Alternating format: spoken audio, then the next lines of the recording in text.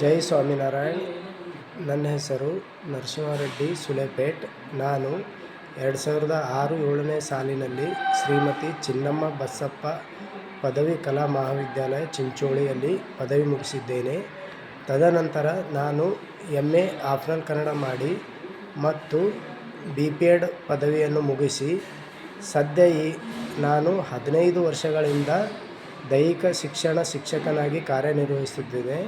ಪ್ರಸ್ತುತ Shri Swaminarayan gurukul international school ನಲ್ಲಿ ದೈಹಿಕ ಶಿಕ್ಷಕನಾಗಿ ಕಾರ್ಯನಿರ್ವಹಿಸುತ್ತಿದ್ದೇನೆ. ಇದಕ್ಕೆಲ್ಲ ಬಹುಮುಖ್ಯ ಕಾರಣ ಎಂದರೆ ಪದವಿ ಕಾಲೇಜು. ಅಲ್ಲಿ ನಾನು ಕಲಿತಂತಹ ದೈಹಿಕ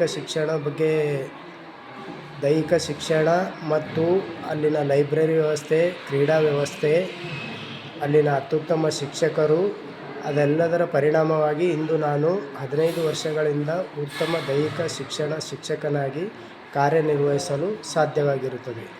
ಜೈ ಸ್ವಾಮಿನಾರಾಯಣ.